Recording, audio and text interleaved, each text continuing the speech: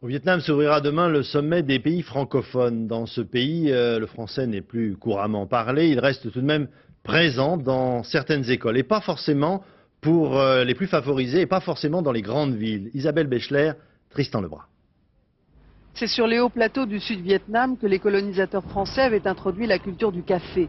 Et dans cette province de Buon Mae Thuot, l'ethnie Édé avait traditionnellement les meilleurs rapports avec la France, car les hommes y travaillaient dans les plantations ou s'engageaient dans l'armée française. Si, dans quelques mots, oui. parce que j'ai trop oublié, il y a trop longtemps. Les colons sont partis avec leur armée et leurs missionnaires. Il reste le café, une tradition du français bien surprenante dans le monde rural. On ne sait pas, comment les faire partir. Il y a des souris partout dans l'herbe. Elle-même éduquée au couvent des oiseaux de Dalat jusqu'en 1975, Euline enseigne le français à ses élèves du primaire de l'école Nguyen Thi Binh depuis 3 ans.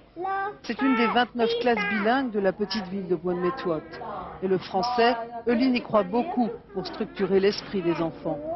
Il n'y a plus de raisonnement et puis par là, voir les choses plus logiquement. Et comme ça, il faut déduire beaucoup de choses après ça, après l'apprentissage.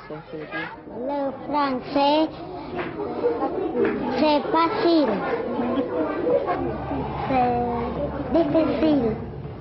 Le petit Itong, à 8 ans, en est à sa 2e année de français. Tous les soirs, après la classe, sa maman l'emmène voir son grand-père, un ancien de l'armée française, pour qu'il fasse ses devoirs et améliore sa prononciation. Le vieux monsieur croit dur comme fer aux avantages du français et il dessine un brillant avenir à son petit-fils. La prochaine fois, peut-être il peut parler lorsqu'il y a de ses camarades, quoi. De parler, de faire des conversations avec des étrangers et de travailler dans le gouvernement, quoi.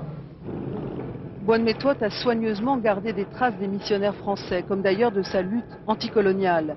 La petite ville des hauts plateaux est tout aussi fière de ses classes bilingues de français, toutes considérées comme des classes d'élite.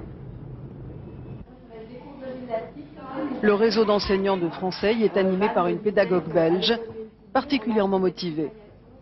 L'objectif au Vietnam, c'est d'obtenir en l'an 2000 5% de bacheliers français. Et c'est réaliste ? Oui, je pense qu'on est bien parti, puisque cette année-ci, il y a déjà 505 classes bilingues au Vietnam.